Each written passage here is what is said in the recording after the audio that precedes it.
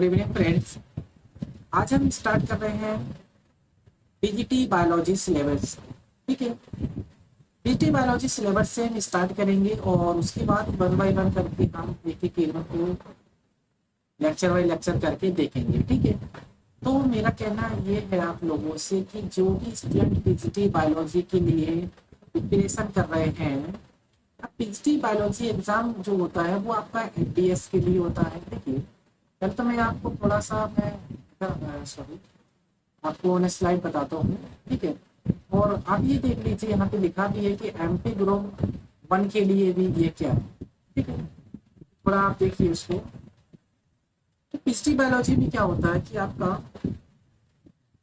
Exam होता है आपका पीसीटी वाला। ठीक है, अभी पीजीटी कोर्स जो होगा आपका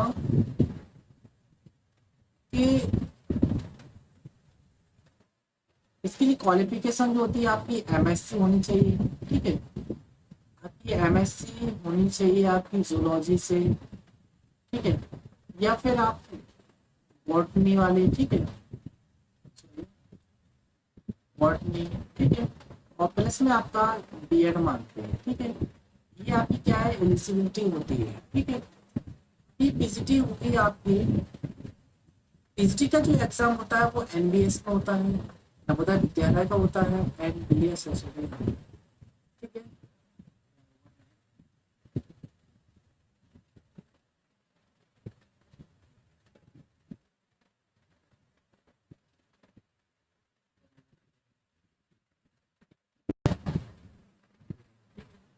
यहाँ पे समझ लीजिए कि एनबीएस कैसे लिख देता हूँ, इस प्रकार देता हूँ।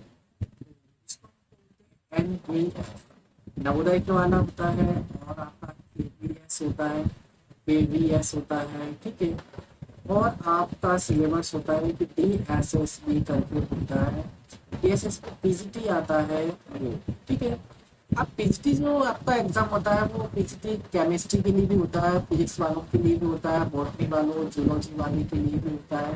डिफरेंट कोर्सेज होता है, डिफरेंट ब्रांचेस के लिए होता है। ठीक है, मैं यहाँ पे स्टार्ट कर रहा हूँ ओनली बायोलॉजी वालों के लिए, जिसमें जूलॉजी बॉटनी वाले आप फिर कर सकते हैं। ठीक है, तो मैं आपको यहाँ पे बता देता हूँ कि ये जो एग्जाम होता है आपका, फिर से मैं बात कर रहा हूँ इसका कि एनडीएस और केवीएस के लिए होता है। जो नवोदय विद्यालय में जाना चाहते हैं या केवीएस में जो टीचर बनना चाहते हैं, जो जैसे कि ग्रेड फर्स्ट के लिए जो टीचर बनना चाहते हैं उनके लिए आता है। ठीक है, अब देखिए ये पीजीटी का सिलेबस आपको उसमें लिखा है कि एमपी, उसमें क्या लिखा है कि एमपी ग्रुप फर्स्ट के लिए।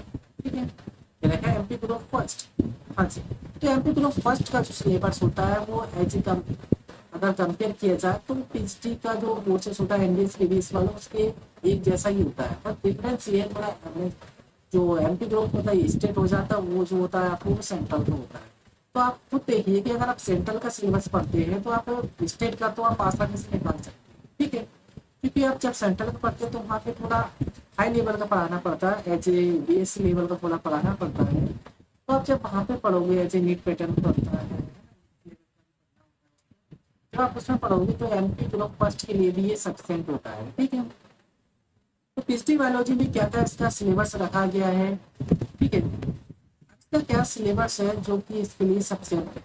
ठीक है, तो आप देखिए सिलेबस ये आपका सफिशिएंट है कि सिलेबस में आपका ये है कि आपका क्लास 11। ठीक है, क्लास 11 और क्लास 12, क्लास 11 और क्लास 12। ठीक है, क्लास 11 और 12 का हम, ठीक है, तो जो एनसीईआरटी होता है, क्या होता है आपका एनसीईआरटी। ठीक है, क्लास 11 12 की एनसीईआरटी के जो भी आपके चैप्टर्स हैं उन सभी चैप्टर्स को पीजीटी के सिलेबस में रखा गया है। ठीक है, आपकी टोटल 10 यूनिट आती है, 5 यूनिट जो होती है 11th और 5 यूनिट आपकी 12th में आती है। ठीक है, दोनों को मिलाकर के आपकी 10 यूनिट होती है। जो आपका 11th और एनसीईआरटी का सिलेबस है वही सिलेबस को आपको थोड़ा हाई लेवल पे जाकर के पीजीटी और एमपीटेट के लिए पढ़ाना होता है। ठीक है, अब ये कहेंगे कि आप उसमें जो एग्जाम होता है जैसे एमपीटेट फर्स्ट में जैसे वाली जो उसमें एक सिलेक्शन प्रोसेस वाला एग्जाम होता है, जैसे इंट्रेंस के तौर पर होता है, सॉरी इंट्रेंस नहीं, ऐसे जो हम उसको बोलते हैं कि जो वो लोग फर्स्ट में है, फर्स्ट जो होता है ऐसे कह सकते हैं प्री एग्जाम बोल सकते हैं, फाइनल एग्जाम से प्री एग्जाम होता है उसमें भी सब्सटेंट होता है, और फाइनल एग्जाम जो होता है उसमें भी आपका सब्सटेंट रहेगा, ठीक है। अब एनसीईआरटी की हम बात कर लेते हैं कि क्लास 11 to 12 में 5 पार्ट यूनिट जो है वो सब पीजीटी के सिलेबस में इस तरह से पढ़ते हैं, ठीक है। तो देखिए पीजीटी सिलेबस में क्या होता है कि जो पीजीटी का सिलेबस है आपका, देखते हैं कि आपका जो पीजीटी का सिलेबस होता है, ठीक है। पीजीटी के सिलेबस में क्या होता है कि आपका क्लास 11 12 वो आता है, ठीक है। तो उन्हीं की बेसिस पे हमने इसका सिलेबस को कंडक्ट किया, ठीक है। तो उसके सिलेबस में आप देखो सबसे पहले आपको क्या पढ़ना था इसमें, ठीक है।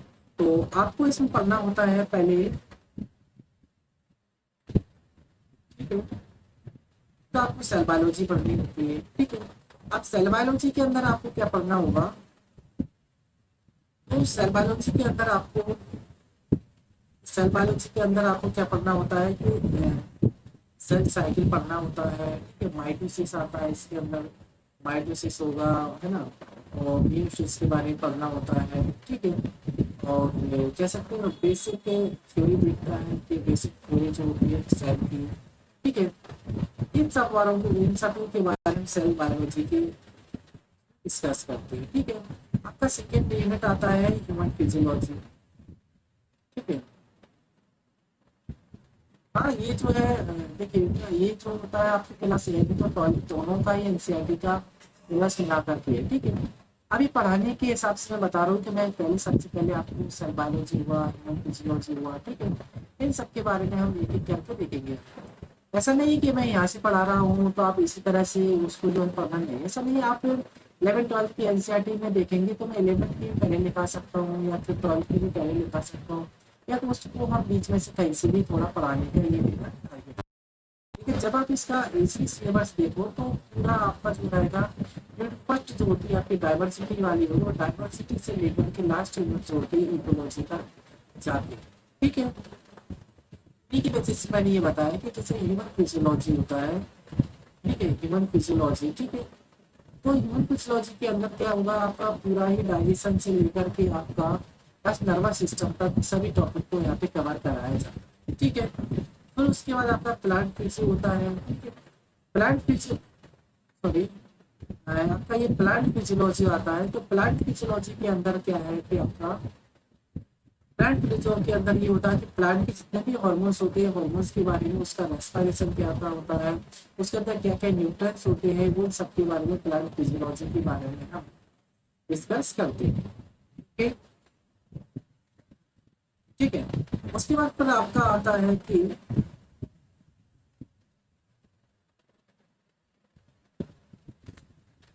जेनेटिक्स पढ़ाते हैं इसमें, ठीक है।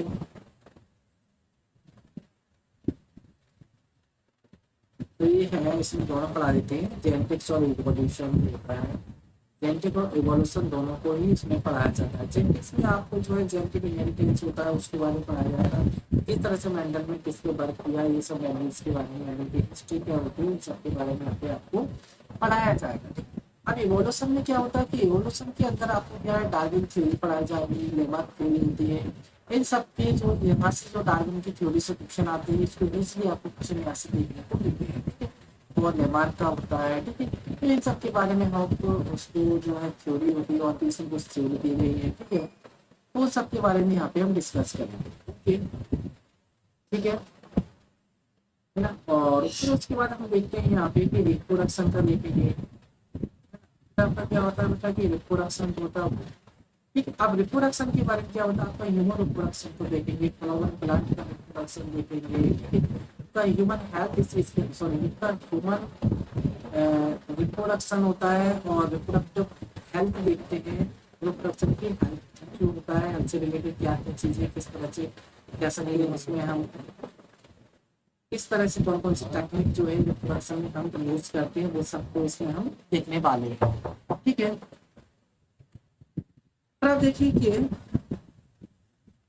ना, पर अगर आप देखते हैं कि ह्यूमन हेल्थ एंड डिसीज में देखते हैं कि ह्यूमन हेल्थ एंड डिसीज जो होता है, जैसे ह्यूमन हेल्थ एंड डिसीज के बारे में देखते हैं कि ह्यूमन हेल्थ डिसीज वाली आपकी, ये मैं जो बात कर रहा हूँ वो आपको सिर्फ यूनिट बता रहा हूँ, इसके अंदर क्या क्या आपके चैप्टर्स है उनको जब हम वन बाय वन करके देखेंगे तो मैं आपको वहाँ पे बताऊंगा कि इनके अंदर के लिए कहाँ से स्टार्ट किया जाता है।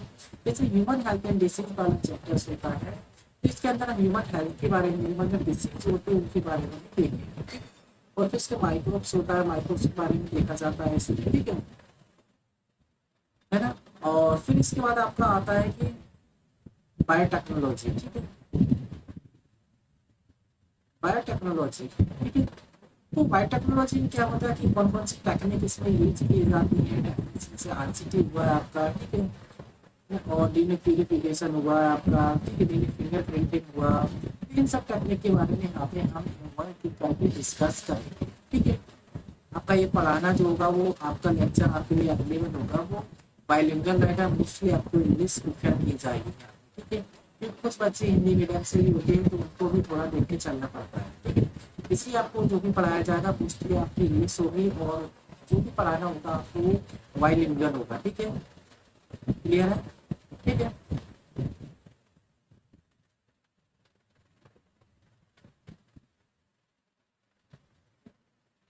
आपको फिर आता है तो बायोडाइवर्सिटी के बारे में,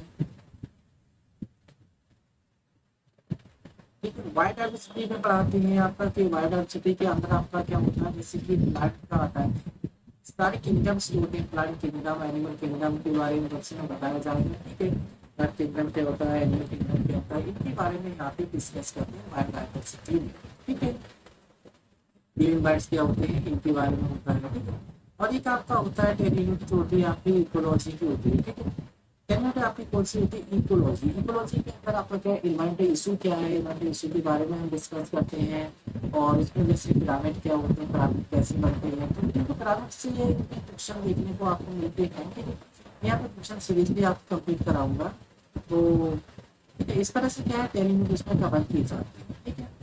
तो आपको मैं और एक बात बता देता हूँ कि मंडे से हमारा लेक्चर यहाँ पे स्टार्ट हो रहा है, और लेक्चर में हम सबसे पहले स्टार्ट कर रहे हैं ह्यूमन फिजियोलॉजी, ठीक है। हम स्टार्ट करने वाले हैं ह्यूमन फिजियोलॉजी, ठीक है। हम यहाँ पे स्टार्ट कर रहे हैं कि ह्यूमन फिजियोलॉजी, ठीक है। अब ह्यूमन फिजियोलॉजी के अंदर देखिए ये मैं और आपको बताऊं कि ये कब स्टार्ट हो रहा है, मंडे से बैच स्टार्ट हो रहा है, ठीक है। मंडे से हमारा बैच स्टार्ट हो रहा है, और इवनिंग में ही रहेगा आपका, ठीक है। और आपको सबसे पहले यूनिट हम स्टार्ट कराने वाले हैं वो आपका डाइजेशन से है, ठीक है।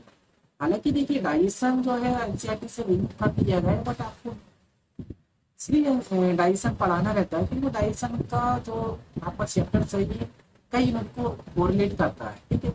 इसलिए यहाँ पे डाइजेशन, क्योंकि डाइजेशन में आपको कुछ रेस्पिरेशन से रिलेटेड भी जैसे लेवल्स वगैरह होता है, टेनिस होता है, तो और भी चीजें हैं जो डाइजेशन में आप पढ़ाइए तो वो आपको रेस्पिरेशन पढ़ने को मिलेगी। इसलिए ये बोला जाता है कि जो डाइजेशन वाला आपका चैप्टर है वो डाइजेशन चैप्टर बकाया जो आपके चैप्टर है इसका फिजियोलॉजी के अंदर, वो वहाँ से आपको कोरिलेट किए जाते हैं, ठीक है। इसलिए यहाँ पे आपको डाइजेशन में पढ़ाऊंगा, ठीक है। ऐसा मत बोलें कि आपके एनसीईआरटी से तो सर ये डाइजेशन को रिमूव कर दिया, इससे आप बेफिक्र है, ठीक है। डाइजेशन को आप पढ़ा रहा है इसलिए पढ़ाना है कि डाइजेशन से आपको चीजें क्लियर होती है, ठीक है। डाइजेशन से क्या है आपको बहुत सी चीजें जो है वहां से क्लियर हो जाती है, ठीक है। और दूसरी कंडीशन ये भी है कि जो भी स्टूडेंट पीजीटी के लिए प्रिपरेशन कर रहे हैं, तो मैं आप उन स्टूडेंट को बता देता हूँ कि ये लेक्चर जो है वो आपके लिए सक्सेस होगी, क्योंकि यूट्यूब पर आपको कोर्स तो अवेलेबल मिलेगा, बट आपको particular lecture by lecture course कहीं भी अवेलेबल नहीं मिलेगा, ठीक है। हमारे एफएस इंस्टीट्यूट पर आपको वन बाय कर करके पूरा ही लेक्चर आपको लेक्चर फर्स्ट से लेकर के एंड तक आपको सभी टॉपिक का लेक्चर यहाँ पे अवेलेबल मिलेगा। हमारी और फैकल्टी है जो यहाँ पे कह सकते हैं कि इसके अलावा जो भी और भी सिलेबस है जो बाय सब्जेक्ट के अलावा, तो उसको भी यहाँ पे आपको रिवाइज कराया जाएगा, वो कंप्लीट भी कराया जाएगा, ठीक है। तो आपको जो मंडे से स्टार्ट कर रहे हैं उसमें हम क्या स्टार्ट करने वाले हैं, डाइजेशन, ठीक है। उसके बाद डाइजेशन के बाद फिर आपका आता है जैसे कि यहाँ पे रेस्पिरेशन होता है, ठीक है। ये सब देखने वाले रेस्पिरेशन होता है, और यहाँ पे जैसे एक्सक्रीशन होता है, ठीक है, और उसमें सर्कुलेशन होता है, सर्कुलेशन होता है ना, सर्कुलेशन होता है, आपका नर्वस सिस्टम होता है, ठीक है, नर्वस सिस्टम होता है, ये सब जो है आपको, और तीन जो क्राइम होता है ना, जो क्राइमोलॉजी होती है, इन सब के बारे में हम जो एक करके इसमें देखेंगे, ठीक है। सबसे पहले हम मंडे से स्टार्ट होने वाला है आपका डाइजेशन, ठीक है। तो यहाँ से आप, ठीक है, कुछ बच्चे जो पीजीटी के लिए प्रिपेयर कर रहे हैं तो वो भी वहाँ बच्चे पढ़ सकते हैं, लेकिन मैंने पीजीटी के लिए एक अलग से बैच तैयार किया गया है। जो group first, sorry, group second के लिए जो बच्चे प्रिपरेशन कर रहे हैं, पीजीटी के लिए जो प्रिपरेशन कर रहे हैं, तो उनके लिए भी मैंने यहाँ पे एक बैच को जो सेक्शन बनाया गया है। तो वो बच्चे जो है यहाँ से भी प्रिपरेशन कर सकते हैं, या फिर उस बैच में भी जाकर के यहाँ पे भी वो प्रिपेयर हो सकते हैं, ठीक है, क्लियर है। स्पेशली हालांकि वो जो बैच है टीजीटी वाला है, टीजीटी के बाद पूरा सिलेबस रहेगा, लेकिन ऐसे अकॉर्डिंग जो होगा वो टीजीटी में बैच में आपको पढ़ाने वाला हूँ, टीजीटी बैच मेरा स्टार्ट होने वाला है, तो टीजीटी बैच में भी देखिए आपको पढ़ाया जाएगा कि सबसे पहले जो मेनली उसको टारगेट किया जा रहा है वो एमपीटेट को लेकर किया जाएगा। एमपीटेट का आपका सेकेंड ग्रेड का जो है, तो आपका जो होगा वो सेकेंड ग्रेड का यहाँ पे जो है मेनली टारगेट किया जाएगा, ठीक है। तो आप सबके लिए इतना ही काफ़ी है, और मेरा सिर्फ आज का लेक्चर यही सिर्फ आपको बताने वाला था इस लेक्चर में कि मंडे से मेरा लेक्चर स्टार्ट हो रहा है इवनिंग में। तो जिन भी बच्चों को इनमें फिजियोलॉजी, जो बच्चे टीजीटी के लिए प्रिपेयर नहीं है तभी मान लीजिए कॉम्पिटिशन कर रहे हैं, तो वो बच्चे यहाँ से डाइजेशन अच्छे से पढ़ सकते हैं, ठीक है। एनाटॉमिकली और फिजियोलॉजिकली दोनों तरीके से यहाँ पे पढ़ाया जाता है, ठीक है।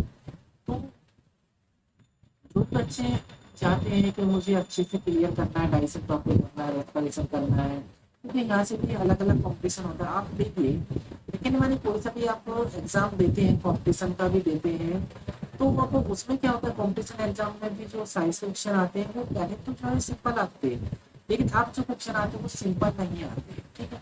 आपको सिंपल जो क्वेश्चन आते हैं वो आपको थोड़ा इजी क्वेश्चन वहाँ से पूछे जाते हैं, ठीक है। तो आप सबसे रिक्वेस्ट भी है कि अभी जैसे कोई यहाँ से पढ़ना है, तो कॉम्पिटिशन के लिए पढ़ना है तो वहाँ से पढ़ सकते हैं, ठीक है। मंडे से हमारा डाइजेशन स्टार्ट होगा, ठीक है। सो आज के लिए इतना ही, थैंक यू।